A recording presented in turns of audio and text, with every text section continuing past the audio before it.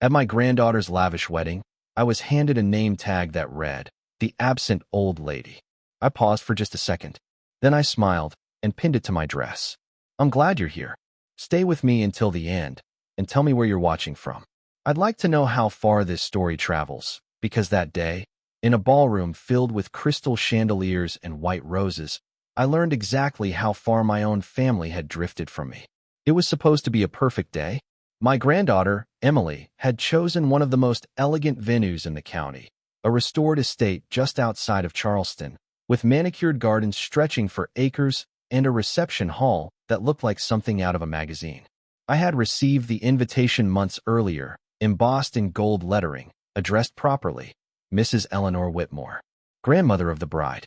I remember holding that card in my hands and feeling proud, not of myself, exactly, but of what I thought we still were.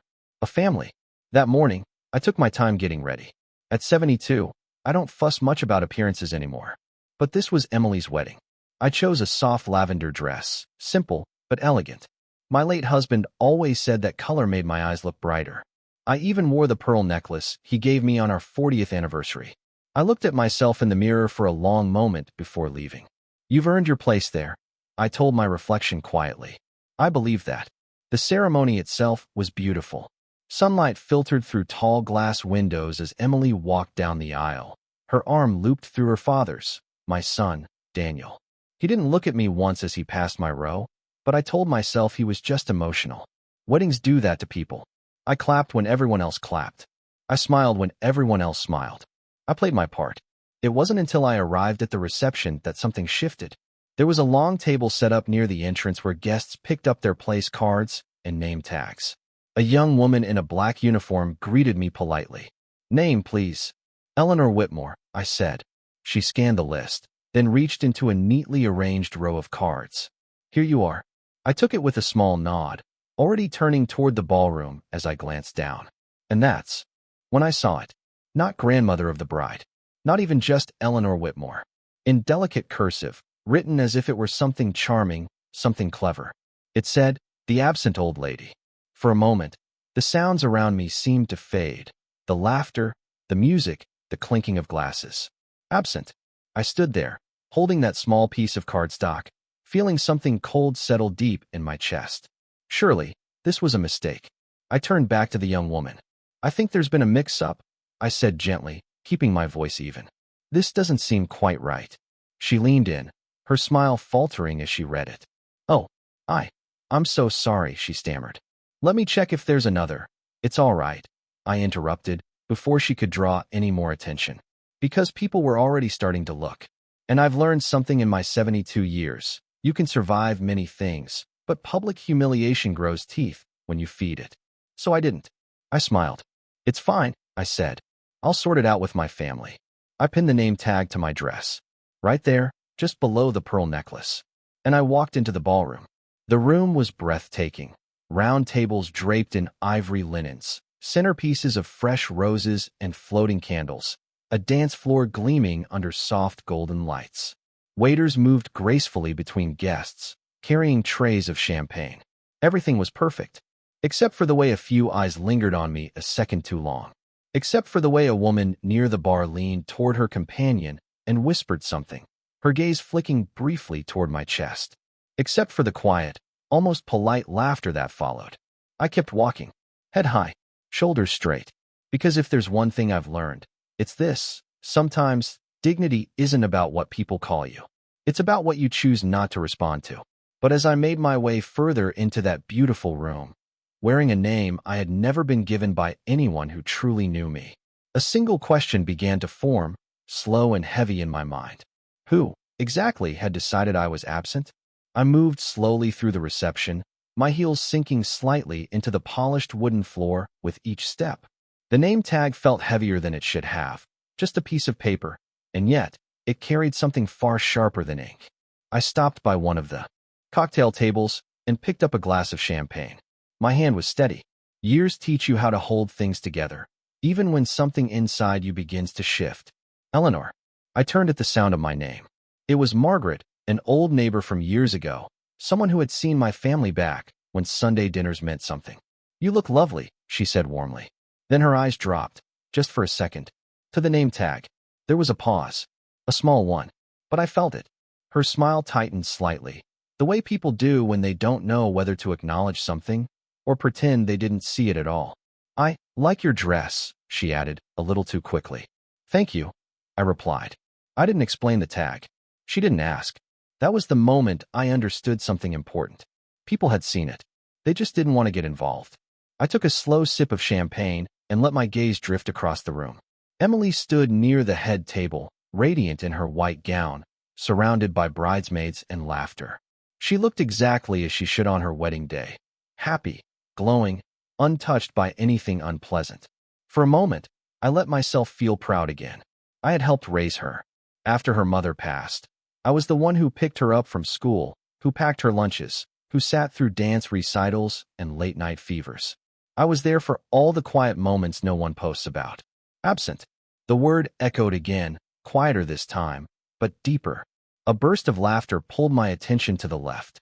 Near the bar, I spotted my son Daniel and his wife, Caroline. They were speaking with a small group of guests, their posture relaxed, their smiles easy. Everything about them looked comfortable, as if nothing were out of place, as if I weren't standing just 20 feet away wearing a label that stripped me down to a joke. I took another sip of champagne. Then I heard it. Did you see her tag? The voice was hushed, but not enough. I didn't turn. I didn't need to. After a certain age, you learn how to listen without looking. Caroline said it was intentional. Another voice replied, softer, amused. Something about her never being around. A quiet chuckle followed. Guess that's one way to keep things honest. Honest. I felt something settle. Inside me then. Not anger. Not yet. Clarity. I placed the champagne glass back on the table, untouched after that last sip. So it wasn't a mistake. It wasn't a mix-up. It was a message.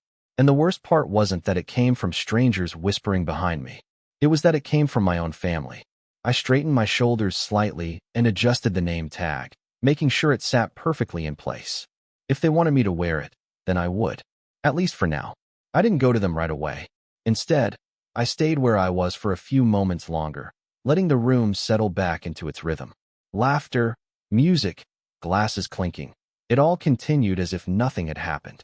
As if I hadn't just learned exactly what they thought of me. Then I walked toward them. Daniel saw me first. Mom, he said, a little too quickly, as if he hadn't expected me to approach. His smile came a second late. Caroline turned next, elegant in her champagne-colored dress, her expression perfectly composed. If she noticed the name tag, she didn't show it. Eleanor, she said, her voice smooth. You made it. Made it. I stopped in front of them, close enough now that there was no way either of them could avoid reading the words pinned to my chest. For a brief second, just a flicker, Caroline's eyes dropped. Then she smiled. No apology. No surprise. Just recognition. So she knew. I wanted to congratulate Emily, I said calmly. She looks beautiful. She does, Daniel replied, nodding quickly. We're all very proud. I let that word sit between us for a moment. I picked up my name tag at the entrance. I added, lightly. Interesting choice. There it was. A simple opening. An opportunity for either of them to correct it, to laugh it off, to pretend it had been a mistake. Daniel shifted his weight slightly, glancing at Caroline. Caroline didn't hesitate. Oh, she said with a small, almost amused smile. That was just a bit of fun. You know how these things are. Fun. I held her gaze. I see. Daniel let out a quiet breath, as if relieved she'd answered for both of them. We didn't mean anything by it, Mom, he added quickly. It's just, well, he trailed off. Because there wasn't a gentle way to finish that sentence. Caroline stepped in. Again, her tone still light, but sharper underneath. You've been busy over the years, she said. Not always around for everything. We thought it was fitting. Fitting. The word landed clean. No raised voices.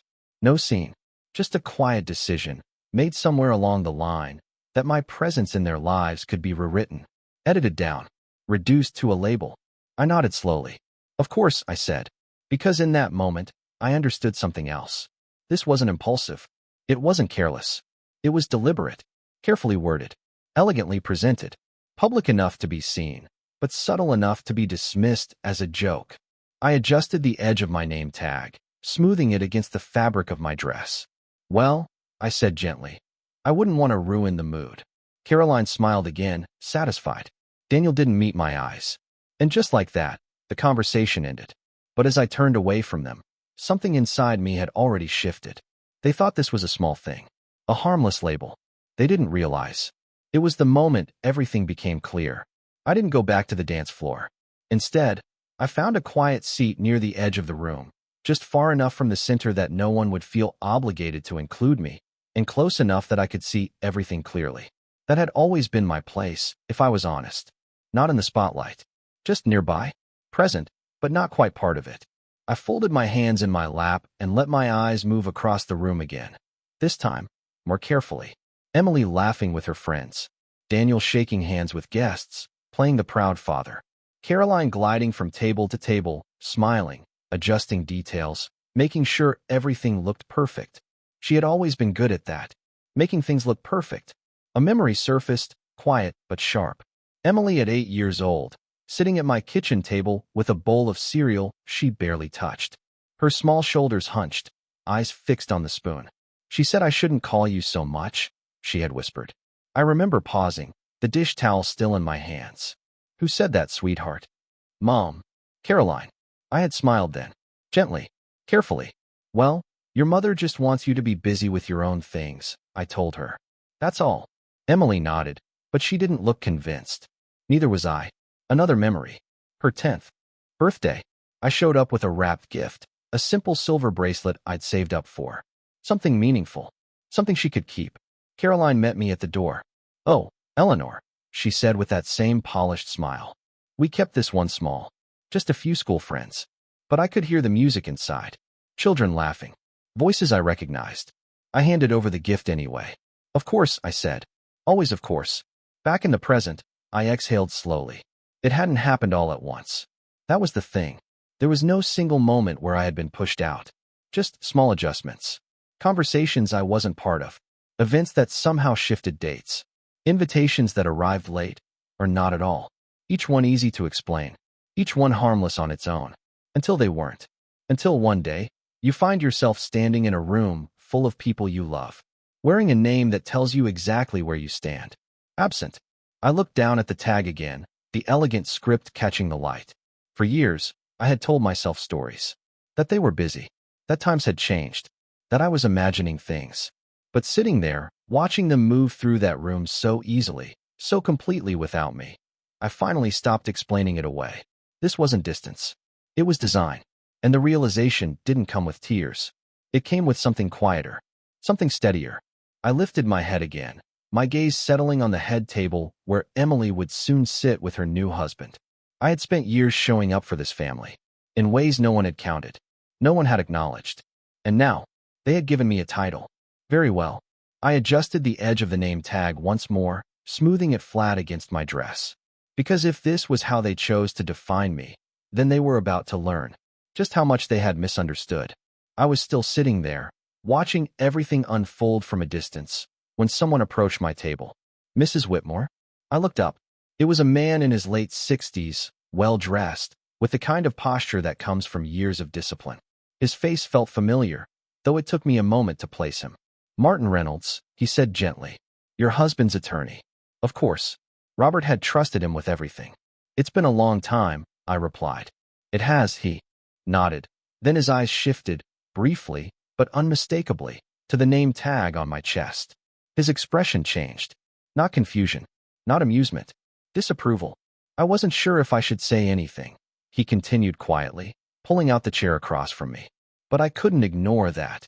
I gave a small, controlled smile. It seems to be a theme tonight. He didn't smile back. Robert would not have tolerated this, he said, his voice low, firm. Not for a second. For a moment, neither of us spoke. Because we both knew that was true. Robert had many flaws, but one thing he never allowed was disrespect toward his family. Especially not toward me. I suppose things change, I said lightly. Martin studied me for a second longer, then reached into the inner pocket of his suit jacket. There's something you should be aware of, he said. My fingers stilled slightly in my lap. He placed a sealed envelope on the table between us. I was instructed to give this to you only if certain circumstances arose. I didn't touch it right away. What kind of circumstances? I asked. Martin's gaze flicked once more toward the ballroom, toward Daniel, toward Caroline, toward the easy laughter that filled the space. Circumstances where your position in this family was being rewritten, he said carefully. Rewritten. That word again. I let out a slow breath and picked up the envelope. The paper felt heavier than it should have. Robert updated his estate shortly before he passed. Martin continued. There are conditions. Specific ones. I met his eyes. What kind of conditions? He hesitated, just for a moment. Let's just say, he believed respect should never be optional, he said. And neither should consequences. I glanced down at the envelope in my hands. Around us, the reception carried on. Music swelled. Glasses clinked. Someone laughed loudly near the bar. Life moving forward. Unaware. I didn't think I'd ever need to give that to you, Martin added quietly. He hoped it would never come to this. I nodded once. So did I. For a long second, I simply sat there, the envelope resting lightly between my fingers. Then I placed it beside my clutch. Unopened. Not yet. Thank you, Martin, I said calmly. He gave a small nod and stood. If you need anything, you know where to find me. I watched him walk away, disappearing into the crowd as easily as he had appeared. Then I looked back down at the name tag. The absent old lady. And for the first time since I'd pinned it on, I didn't feel embarrassed. I felt prepared. Because whatever was inside that envelope, it meant one thing. This story wasn't over. I didn't open the envelope. Not right away. Instead, I sat there a little longer, letting the weight of it settle, not in my hands, but in my understanding. Across the room, the music shifted into something slower. Couples began drifting toward the dance floor, laughter softening into something more intimate. Emily and her husband stepped into the center, the spotlight finding them naturally. Their first dance. I watched as Daniel guided his daughter forward, placing her hand into her husband's with a proud smile. Cameras flashed.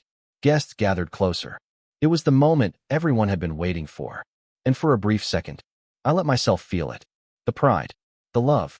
Because no matter what had been said, no matter what had been done, that girl out there, I had helped raise her.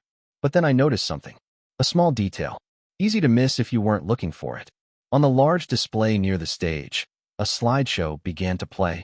Photos from Emily's life. Childhood birthdays, school events, family holidays.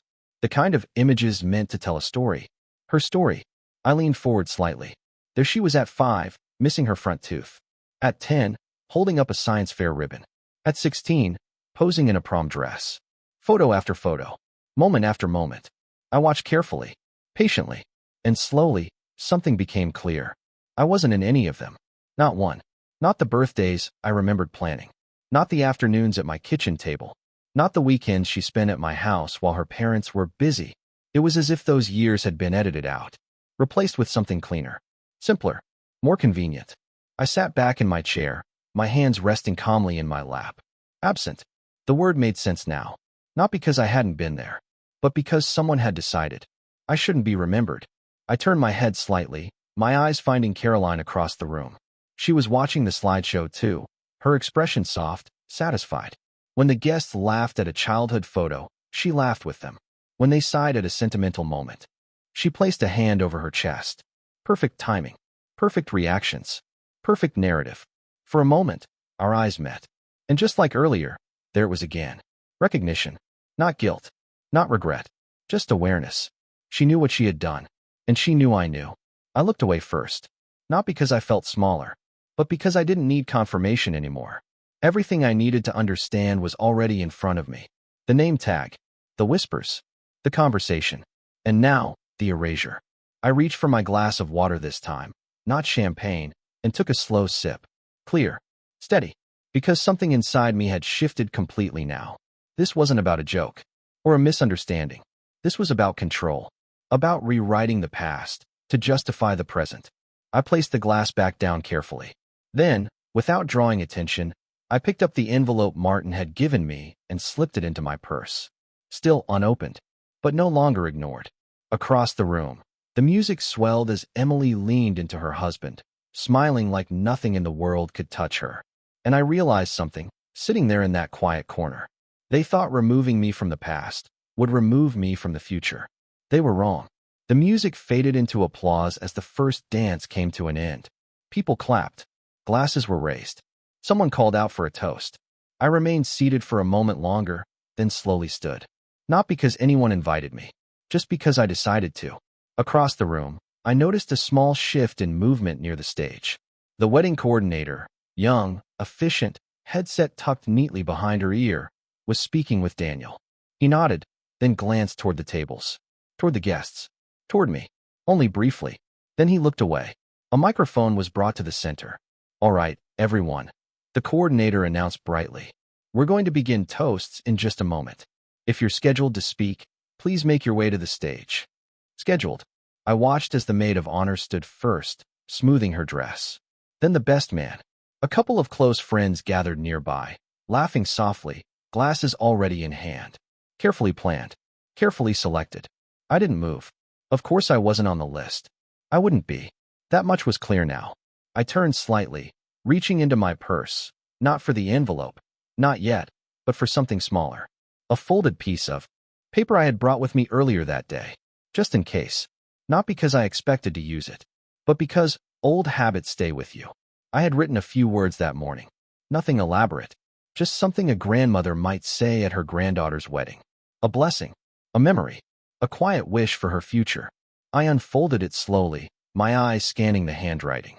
Simple, sincere, unnecessary. I held it there for a moment, then folded it back again. Because this wasn't about forgetting to include me. This was about choosing not to. The maid of honor began her speech. Laughter followed. A few tears. Applause. Everything moved exactly as it should. Perfect timing. Perfect order. Perfect control. I let my gaze drift once more across the room, over the guests, the lights, the polished details that made the evening feel effortless. Then it settled on the stage. On the microphone. Empty again, just for a moment, between speakers. Unclaimed. A small space. A brief opening. I didn't rush. I didn't make a scene. I simply placed my purse on the chair, smoothed the front of my dress, and adjusted the name tag one last time. The absent old lady. Still there. Still visible. Good. Because as I began to walk, slowly, steadily, toward the front of the room, no one stopped me. Not Daniel. Not Caroline. Not the coordinator. They were too busy following the plan. And that was the thing about plans. They only work when everyone stays in their place. I reached the edge of the stage just as the next speaker stepped away, the applause still echoing lightly in the room. For a second, I stood there, waiting, not for permission, just for silence. And when it came, I stepped forward, into the light. I didn't rush to the microphone. I simply stepped into place and waited. It didn't take long. Conversations softened. A few guests turned, expecting the next scheduled speaker. Then more eyes followed. The room adjusted around me, slowly, like a curtain being pulled back. I reached for the microphone and held it lightly. "Good evening," I said. My voice wasn't loud. It didn't need to be. "I wasn't on the list," I added gently, a faint smile touching my lips. "So I'll keep this short." A ripple moved through the room, uncertain, polite. I could feel Daniel's attention now. Caroline's too. But I didn't look at them. I looked at Emily. She was seated at the head table, her hands resting lightly in her lap, her expression shifting from surprise to something else. Something quieter. "I've known Emily since the day she was born," I continued. "I remember holding her when she was barely 6 pounds, so small, so determined to be heard." A few soft chuckles. "Good. I remember school mornings when she didn't want to get out of bed. I remember late nights before exams. I remember teaching her how to bake her first pie. She burned the crust, but we ate it anyway." Laughter again. Warmer this time. I paused. Let the room settle. I remember being there. Silence followed.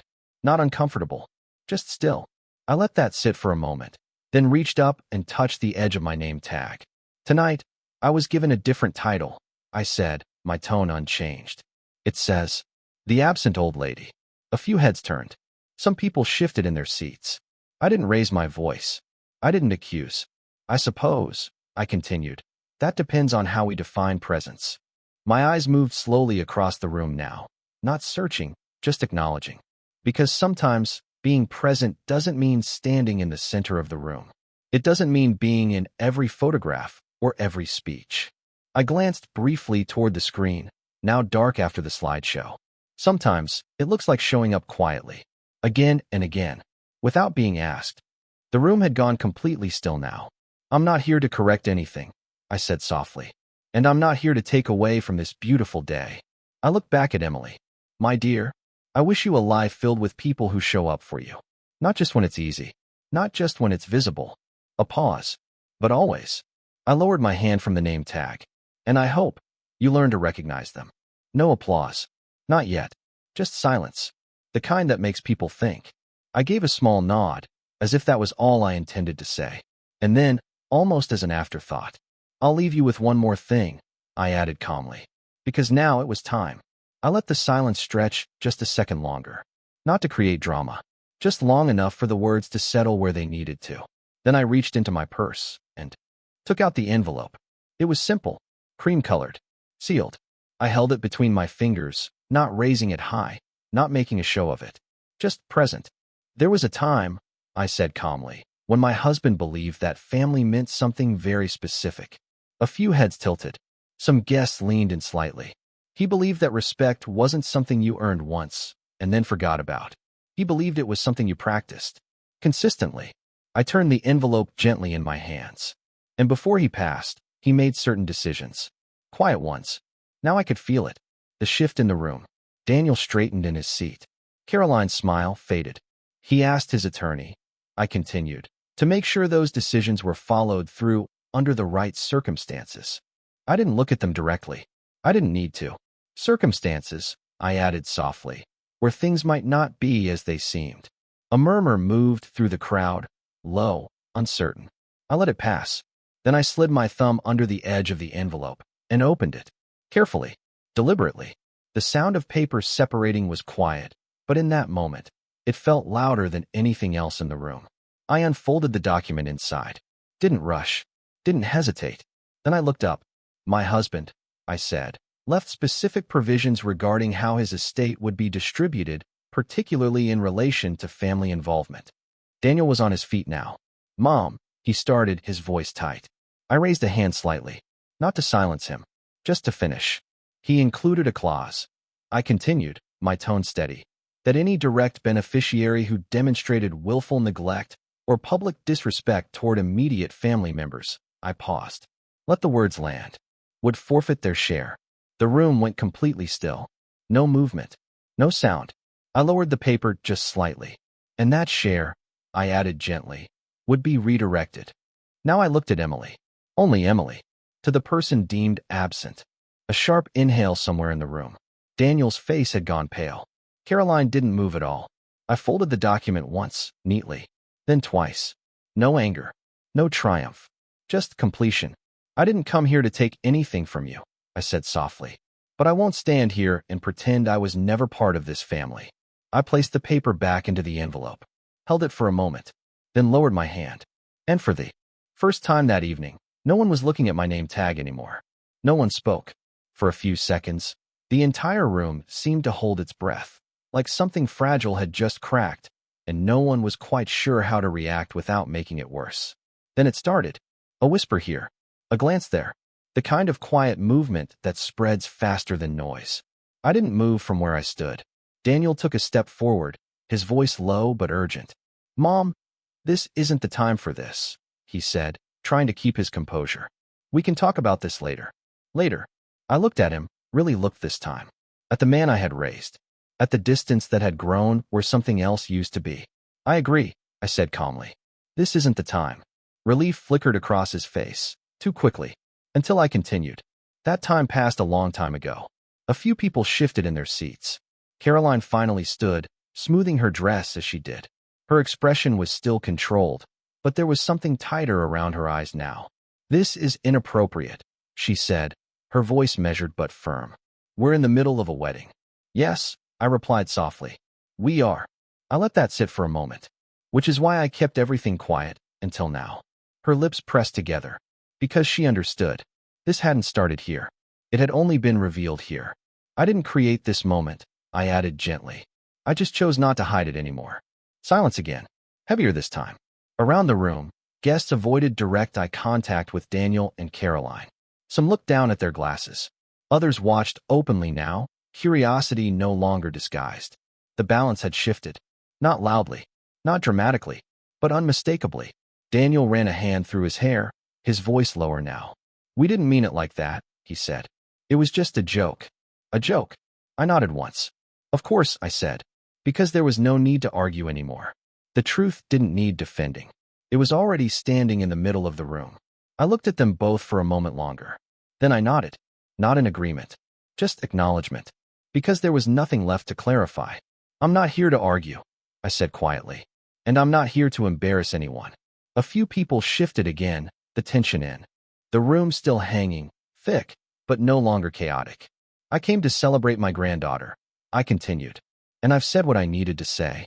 No anger, no raised voice, just a simple line drawn, finally visible to everyone." I stepped back from the microphone, slowly, deliberately. For a second, it seemed like someone might try to stop me. Daniel opened his mouth, then closed it again. Caroline didn't move. Neither of them did, because now, anything they said would only make it worse. And they knew it. I adjusted the envelope lightly in my hand, then placed it back into my purse. Unshaken, unhurried, the room began to breathe again. Quiet conversations returning, though softer now, more careful, different. I turned away from the stage and stepped down, the sound of my heels steady against the floor. No one blocked my path. No one called after me. But I could feel it, eyes following. Not with pity, not anymore. With something closer to understanding. Respect, perhaps. I reached my chair, picked up my coat, and paused just long enough to smooth the fabric of my dress. The name tag was still there. The absent old lady. I looked at it for a brief moment, then removed it. Carefully. Not tearing it. Not crumpling it. Just taking it off. I placed it on the table beside my empty glass. And without another word, I walked toward the exit. Not quickly. Not slowly. Just steadily. Because for the first time in a long while, I wasn't leaving as someone forgotten. I was leaving as someone who had finally been seen. The night air was cooler than I expected. As I stepped outside the venue, the soft hum of music and conversation faded behind me, replaced by something quieter, something honest. I paused at the top of the stone steps, my hand resting lightly on the railing. For a moment, I just stood there, breathing. Not heavy, not shaken, just steady. Inside, the wedding would go on. The music would rise again, the laughter would return, and the story they had carefully arranged would continue, at least on the surface. But something had changed. Not in them. In me. I walked slowly toward the parking lot, the gravel crunching softly beneath my shoes. The evening sky stretched wide above, deep blue fading into black, a few early stars beginning to show. I had spent years trying to understand my place in that family, adjusting, excusing, waiting for an invitation that felt real, for a seat that didn't feel borrowed, for a moment where I didn't have to question whether I belonged. And tonight, they had given me my answer, not with words, but with a name. The absent old lady. I let out a small breath, not a laugh, not quite, just recognition. Because the truth was, I had never been absent. I had been there in the quiet ways, in the early mornings and late nights, in the moments no one photographed, no one applauded. I had been there when it mattered, and that was enough. I reached my car and paused again, my hand resting on the door handle. For the first time in a long time, I didn't feel the need to go back. Not inside, not into that version of things. Instead, I opened my purse and took out the envelope. I looked at it for a moment, then slid it back in. There would be time for that. Later. Because this, tonight, wasn't about taking something from them. It was about taking something back for myself. My place. My voice. My truth. I got into the car and closed the door gently behind me. No rush. No hesitation. Just a quiet ending. As I started the engine, I caught my reflection faintly in the rearview mirror. Calm. Clear. Unburdened. They had called me absent. But in the end, I was the only one who had truly shown up.